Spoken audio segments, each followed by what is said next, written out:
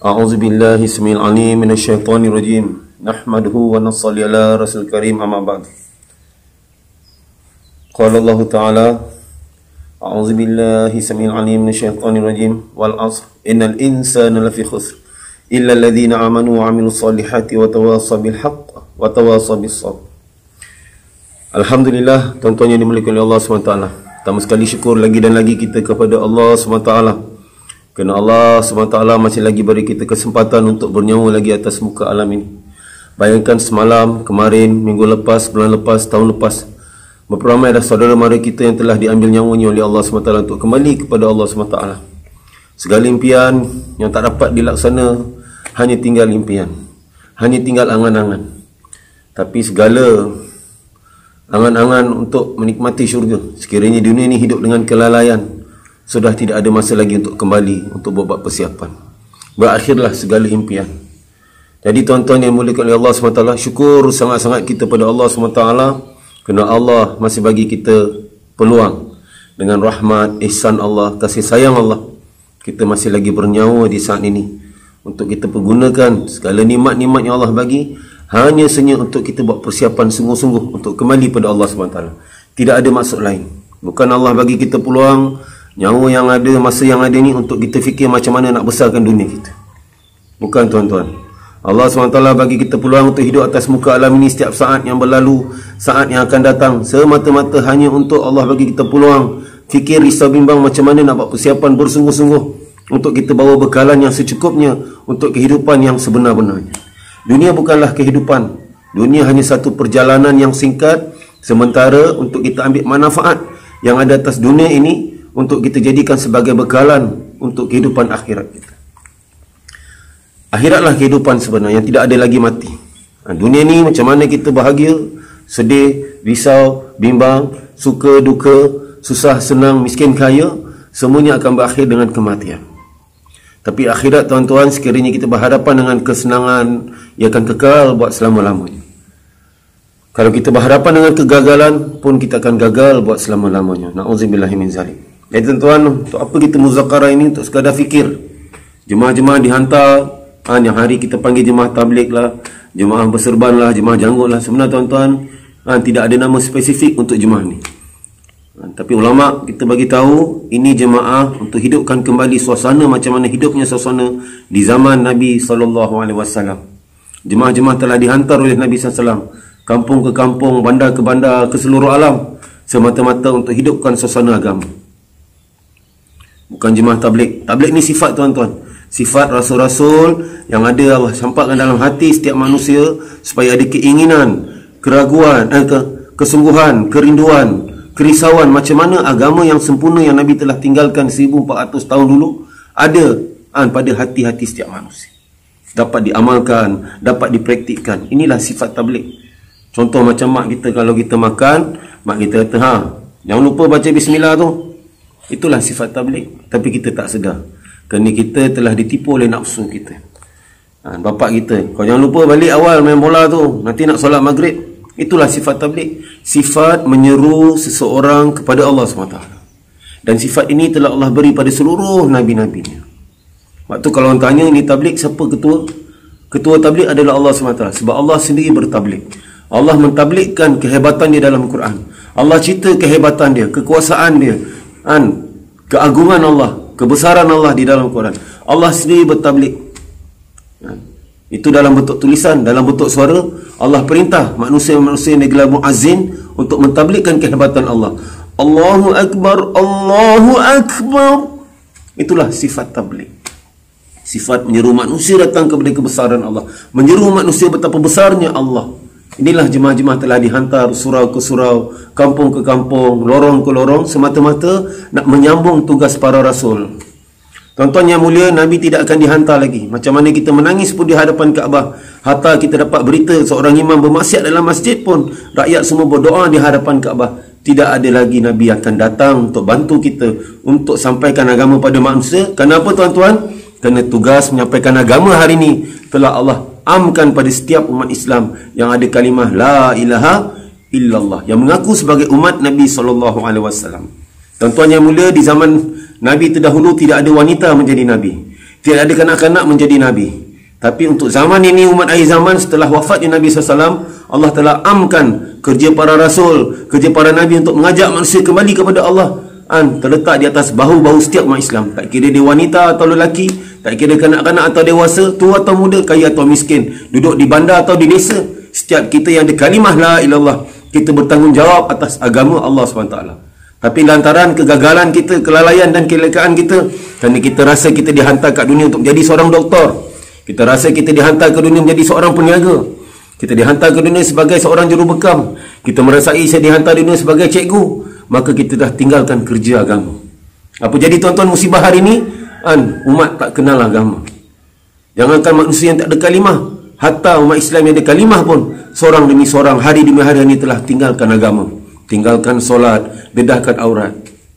Macam semalam hari Ahad, tuan sendiri boleh nampak macam mana kehidupan umat Islam. Hari Ahad selalunya manusia sibuk dengan kenduri kahwin. Di hari pertama perkahwinan, pengantin sendiri telah menjadi musuh Allah. Waktu zuhur itulah pengantin naik pelamin. Waktu zuhur itulah nak make up. Waktu asar bergambar-gambar. Waktu maghrib membuka hadiah. Waktu isyak dah tidur. Subuh tinggal. Hari pertama perkahwinan, pengantin, bapa pengantin, tetamu-tetamu, segelintirnya menjadi musuh-musuh Allah. Sibuk mengagungkan raja sehari. Tapi perintah Allah solat telah diruntuhkan. Tiang agama telah diruntuhkan.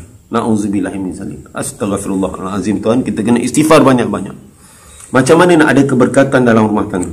Macam mana anak dilahirkan untuk taat perintah Allah, sedangkan bapa dan ibunya ketika hari pertama perkahwinan sibuk jadi raja gopal atas pelamin, telah tinggalkan solat zuhur, solat asar. Na'udzubillahi min zalik. Tuan-tuan yang mulia, inilah musibah yang Allah tunjuk pada kita. Musibah bukan saja dalam bentuk gempa bumi, banjir, ribut taufan, tapi musibah yang paling besar atas individu umat Islam bila Allah tarik nikmat agama dalam hati dia. Sudah tidak ada senilai agama lagi. Tuan sendiri pun tahu bila kita jadi pengantin baru, bila pengantin lelaki seminggu cuti, mak bapak mentua akan risau. Suami kau tak kerja ke? Besok tak kerja, kena buang kerja, sebab dia risau anak dia nak makan apa. Tapi berapa ramai ibu bapa dan ibu bapa mentua yang risau pengantin lelaki tak bangun solat subuh berjemaah, yang mana menantu itu bakal dicampakkan 80 tahun dalam api neraka hanya kerana meninggalkan satu solat subuh. Astaghfirullahalazim, tuan-tuan. Sebab apa? Daripada kecil kita telah dimasukkan cinta dunia. Untuk nilai dunia, kita risau bila tak dapat sesuatu perkara dunia. Tapi untuk akhirat, telah keluar daripada hati kita. Satu orang meninggalkan solat, tidak ada kerisauan dalam hati kita. Anak kita tak solat, tak ada kerisauan. Anak kita tak pergi sekolah, kita risau. Anak kita tak tunaikan solat, kita tak ada kerisauan. Inilah musibah. Inilah musibah. Musibah yang akan mengundang musibah yang lagi besar. Bila musibah ini berlaku atas individu umat Islam, tunggulah musibah-musibah lain akan datang. Banjir akan datang, gempa bumi akan datang, ribut taufan akan datang, penyakit akan datang, perompak akan datang. Jadi Allah akan hidupkan kita dalam tekanan-tekanan kehidupan keliling kita. Kenapa? Kerana kita telah tinggalkan agama. Maka dengan itu tuan-tuan, inilah maksud jemaah-jemaah dihantar surau ke surau. Jadi kalau tuan-tuan antara individu yang menghalau jemaah, yang tersuka jemaah, tuan-tuan adalah individu yang telah melakonkan balik watak-watak Abu Jahal yang benci Nabi menjalankan kerja dakwah. Tuan-tuan telah menghidupkan amalan Abu Lahab, Namrud, Qarun, Fir'aun yang telah menentang Nabi-Nabi apabila datang ke kampung mereka untuk hidupkan dakwah, untuk ajak manusia kepada Allah. Kena istighfar banyak-banyak tuan-tuan. Hari ini ustaz-ustaz datang cerita tentang ceramah pengorbanan Nabi. Nabi telah buat pengorbanan, tapi kita hanya dengar daripada cebisan buku-buku saja. Kita tak nampak mana realitinya. Inilah jemaah-jemaah dihantar, ketuk pintu ke pintu, dihalau, dicaci, dimaki. Inilah gambaran cerita-cerita yang dibaca oleh ustaz-ustaz. Tuan-tuan tak pernah pergi ke gereja-gereja.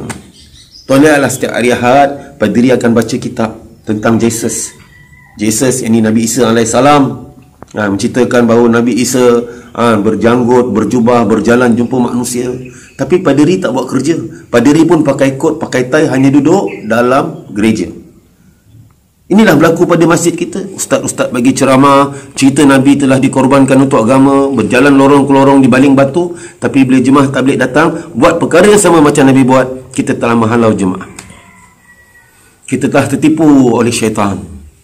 Jadi tuan-tuan yang mulia, kita kena risau bimbang. Lihatlah surau-surau tuan-tuan. Ini surau-surau kita makmur dengan kipas yang mahal-mahal, dengan kapet yang tebal-tebal, dengan langsir yang cantik-cantik, tapi zero dengan amal. Macam mana Masjid Nabawi zaman Nabi SAW bersama para sahabat? Hanya berlantaikan tanah, berbumbungkan langit, berdindingkan daun-daun dan pohon-pohon tamar. Tapi amalan zaman Nabi SAW, masjid mereka hidup 24 jam.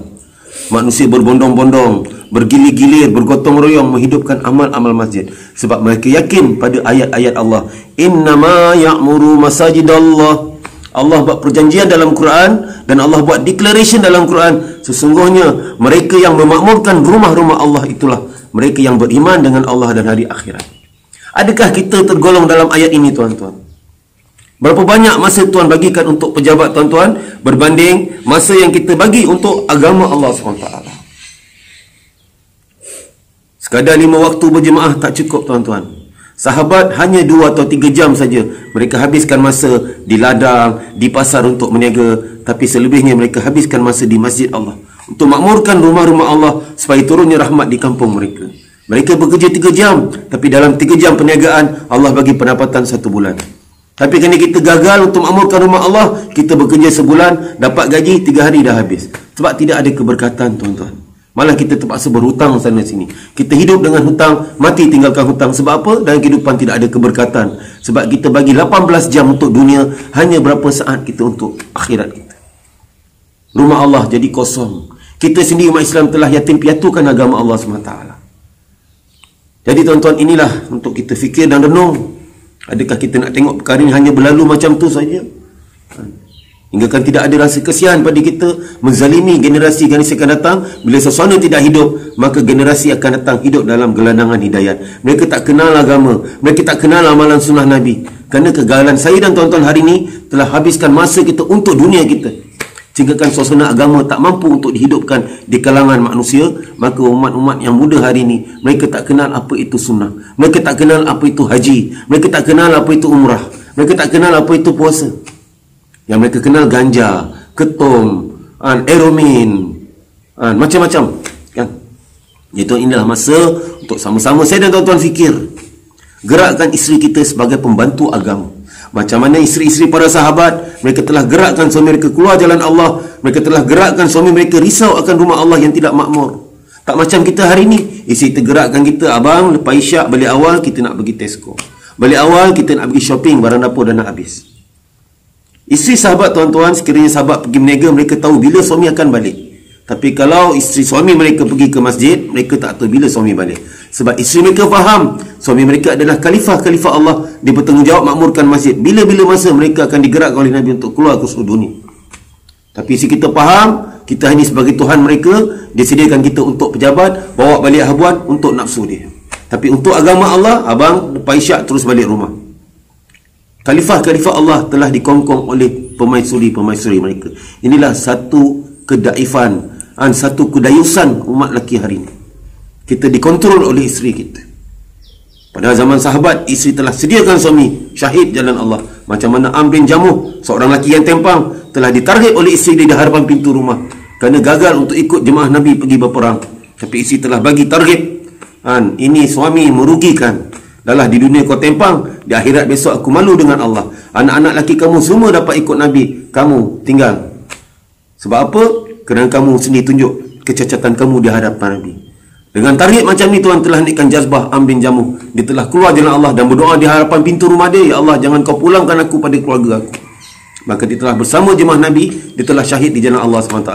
Ketika Nabi naikkan jenazah atas unta untuk balik ke Madinah, unta pun tak bergerak. Kenapa? Kerana Allah telah terima doa dia, maka jasad dia telah dikebumikan di mana dia syahid. Allahu Akbar tuan-tuan. Begitu juga Hanzalah, seorang pemuda, di malam pertama dia kahwin, masih lagi dalam keadaan berhadas. Ketika dapat takaza agama, jemaah Islam tengah kalah dalam peperangan, dia telah lompat tingkap, telah sertai jemaah, tak sempat mandi hadas, dia telah syahid. Ketika nak kebumikan jenazah dia, sahabat-sahabat dan Nabi nampak bahawa malaikat berbondong-bondong daripada langit Allah hantar untuk mandi hadaskan jenazah dia. Ketika Nabi masukkan jenazah dia ke dalam perkuburan, mula-mula Nabi menangis, Nabi tersenyum dan Nabi berpaling muka. Maka sahabat telah bertanya, apa yang berlaku ya Rasulullah? Nabi kata ketika aku menangis, aku nampak malaikat mandikan jenazah dia. Dalam keadaan malam pertama dia, sepatutnya dia habiskan masa di sisi isteri dia, tapi isteri dia telah sediakan dia untuk syahid di jalan Allah. Maka Allah hantar malaikat untuk mandikan jenazah dia. Dan kenapa aku tersenyum? Ketika aku masukkan jenazah dia ke dalam liang lahat, aku nampak bidadari berlumba-lumba untuk dapatkan dia. Kenapa aku berpaling muka? Kerana apa? Kerana salah seorang bidadari tersungkur dan terserak kainnya, maka aku tak mampu melihat aurat untuk sahabat. Allahu Akbar, Allahu Rabbi. Tuan sahabat faham nilai agama. Ini isteri kita faham nilai dunia, pagi-pagi dah gerakkan kita ke pejabat. Berapa ramai isteri yang gerakkan suami dan risau menangis bila suami tidur tak bangun sembahyang subuh. Sebab dalam hati kita tidak ada lagi nilai-nilai akhirat. Jadi jangan kita menyalak salahkan mana-mana pihak. Agama bukan dihantar amanah hanya untuk ustaz-ustaz, hanya untuk ulama. Malah setiap umat Islam bertanggungjawab untuk hidupkan agama dalam diri dia dan hidupkan suasana agama dalam rumah dia. Di mana saja dia dihantar, kita bertanggungjawab untuk hidupkan suasana agama, suasana percakapan iman tentang kebesaran Allah kena hidup di mana-mana jua. Suasana itu amalkan agama, solat 5 waktu dijaga, kena hidup di mana-mana saja. Baru ketika itu Allah akan mulakan setiap umat Islam di seluruh dunia. Kalau tidak tuan-tuan, hidup kita hanya akan dihenyak-henyak oleh orang kafir. Dibom sana, dibunuh sana, disembelih sini. Sebab apa? Kita sendiri telah menyembelih agama kita. Kita lebih risau bila kita tak dapat habuan dunia, tapi kita tak ada risau bila tengok agama jatuh. Ya tuan-tuan yang mulia, inilah kerisauan yang perlu ada dalam hati saya dan tuan-tuan sebagai umat Islam hari ini. Kita kena hidupkan balik pengorbanan macam yang pengorbanan sahabat telah buat. Mereka telah bertebaran ke seluruh dunia untuk sampaikan agama Allah pada setiap manusia. Ini kita bertebaran seluruh dunia untuk anda produk company-company kita. Maka ini Allah telah hantar musibah demi musibah. Umat Islam seluruh dunia ini telah dihina oleh Allah SWT sebab kita sini telah meyatimkan agama Allah. Tuan-tuan, kita kena faham kemuliaan saya dan tuan-tuan sebagai umat akhir zaman bukan kerana kita ada Datuk Tan Sri, bukan kerana pangkat harta kita, tapi hanya senyap kita telah diamanahkan satu kerja yang sangat tinggi yang dipanggil mutiara kerja. Ini kerja dakwah ilallah. Sebab ini kerja yang Allah bangga-banggakan dalam Quran. Setiap Nabi telah libatkan diri. Tidak ada dalam Quran Allah bangga dengan amalan infradi Nabi-Nabi. Allah tak berbangga dengan amalan tahajud Nabi-Nabi. Allah tak bangga dengan amalan zikrullah Nabi-Nabi. Tapi Allah berbangga Nabi-Nabi telah korbankan diri mereka semata-mata untuk kerja dakwah tabligh. Begitu juga umat zaman, kita digelar sebagai khairul ummah, umat yang terbaik bukan kerana kita ada teknologi-teknologi hebat. Sedangkan teknologi yang hebat pada zaman Fir'aun lagi hebat sampai sekarang. Piramid tak pernah retak. Zaman kita belanja berjuta-juta, tak sampai sebulan bangunan pun retak. Ini bukan tanda kemuliaan umat ini. Umat ini hanya mulia hanya kerana kita telah diamanahkan satu mutiara kerja. Kita diizinkan oleh Allah untuk menyambung kerja seluruh Nabi-Nabi, yang ini menjalankan kerja dakwah tabligh, menyebarkan agama Allah, mengajak manusia cinta pada Allah, ajak manusia rindu pada Allah, ajak manusia rindu nak masuk syurga Allah. Apabila kita tinggalkan kerja ni tuan-tuan, musibah telah datang. Rumah-rumah Allah telah kosong. Banyak tempat-tempat kita tengok rumah-rumah Allah yang dulunya gah makmur dengan amal agama, bila umat Islam tak mau ambil tanggungjawab untuk jadi orang yang memakmurkan masjid, rumah-rumah Allah hampir-hampir nak jadi rumah ibadat kepada agama-agama yang batil. Tak perlu nak salahkan orang tuan-tuan. Ulama ditugaskan untuk guide umat, untuk beramal dengan cara yang betul. Tapi untuk menyebarkan agama, tugas setiap umat Islam. Jadi jangan kita letakkan tugas ni hanya pada ulama saja. Ulama dia beri tugas oleh Allah untuk guide umat, untuk bantu umat untuk melaksanakan suatu amal dengan cara yang betul. Tapi kerja menyebarkan agama, mengajak manusia pada agama, mengamalkan agama supaya datang rindu untuk datang pada agama adalah kerja setiap umat Islam. Kerja saya dan tuan-tuan, tak kira siapa pun kita. Dan kita kena libatkan anak isteri kita supaya mereka pun jadi pemikir-pemikir agama. Hari ini ramai umat Islam dapat mengamal agama, bangga dengan zikir-zikir, panggil Habib-Habib Maulana daripada luar, hidupkan majlis zikir-zikirullah. Tapi berapa ramai antara kita yang sanggup nak jadi pemikir agama, keluar di tengah malam jumpa anak-anak muda yang berpelehan, yang hidup gelandangan hidayat, yang berpeleseran, dijumpa mereka, pujuk, rayu, picit-picit hati mereka, bagi tahu pada mereka Allah rindu nak tengok mereka datang ke rumah Allah, nak tengok kamu sujud pada Allah. Kita pujuk rayu hati mereka. Berapa ramai antara kita yang jadi pemikir agama yang macam ni? Seperti mana para sahabat telah berjalan seluruh dunia, telah memicit-micit hati umat. Allah zahirkan hidayat 2/3 dunia ketika zaman Umar, Islam telah tersebar luas. Hari ini kita bangga dengan amalan zikirullah sana sini, berlagu sana, bergendang sini, ketika sambut madu Rasul dengan nasyid-nasyidnya. Tapi bagaimana anak-anak muda kita yang berada di Bukit Bintang, di Sungai Wang, waktu zuhur masih tak kenal azan? Siapa nak jumpa tuan-tuan? Yang kita buat program dalam masjid, mereka yang datang masjid. Tapi Nabi SAW buat usaha bersama sahabat, keluar daripada masjid, cari mereka yang jauh daripada masjid untuk datang pada masjid. Amalan ini dah kita tinggalkan. Malah bila jemaah tabligh datang, kita hina mereka. Kita kata mereka pengotor. Mereka inilah nak hidupkan sunnah-sunnah Nabi SAW. Untuk hidupkan balik usaha Nabi SAW. Jadi tuan-tuan, sama-sama kita fikirkan dan renung-renungkan. Mudah-mudahan apa yang saya sampaikan ni sama-sama datangnya fikir risau dalam hati kita. Allah jentik hati kita dengan satu kerisauan yang tinggi macam mana risaunya Nabi SAW, supaya agama ini sampai pada manusia. Kita tidak mahu apabila musibah Allah datang atau berlakunya kiamat esok atau lusa, ramai lagi umat Nabi, juta umat Nabi yang mati dalam kemurkaan Allah SWT. Inilah tugas saya dan tuan-tuan. Kita kena jumpa umat dengan kasih sayang, pujuk rayu mereka serta rindunya Nabi pada umat ini. Tuan-tuan, Nabi ulang ayat ini 7 kali. Aku rindu saudara aku, aku rindu saudara aku, aku rindu saudara aku. 7 kali Nabi ulang tuan di hadapan sahabat dengan penuh sebab dan kerinduan. Maka sahabat telah tanya, ya Rasulullah, siapa yang kau rindu ya Rasulullah? Maka Nabi kata, aku rindu umat aku akhir zaman yang mereka hidupkan sunnah-sunnahku tanpa melihat aku. Allah tuan-tuan, ini kita nak sediakan seluruh umat Nabi ni supaya mereka pun tergolong sebagai saudara-saudara Nabi SAW, tanpa adanya rasa dendam, rasa benci, tapi kita dengan kasih sayang, keinginan, kerinduan. Siang hari kita gunakan dua kaki kita berjalan jumpa manusia, pujuk rayu hati manusia kembali pada Allah, dan malam hari kita gunakan dua mata kita menangis di hadapan Allah, memujuk-mujuk Allah, mengemis, merayu, meminta pada Allah, memohon hidayat supaya umat yang kita jumpa di siang hari tadi mereka pun diberi hidayat oleh Allah SWT. Ini yang Nabi kita telah ajar, tanpa wujudkan rasa dendam, rasa benci pada kesilapan-kesilapan mereka. Allahu Rabbi. InsyaAllah tuan-tuan, apa yang saya sampaikan ini juga pertama sekali untuk saya yang bercakap. Mudah-mudahan jadi manfaat tuan yang mendengar. Mudah-mudahan Allah SWT bagi saya dan tuan-tuan taufik hidayah untuk kita amal dan kita sampaikan. Kita sempurnakan majlis dengan tasbih kifarah. Subhanallah wa bihamdi, subhanakallahumma wa bihamdika, asyhadu an la ilaha illa anta wa nastaghfiruka wa atubu ilaik. Assalamualaikum warahmatullahi wabarakatuh.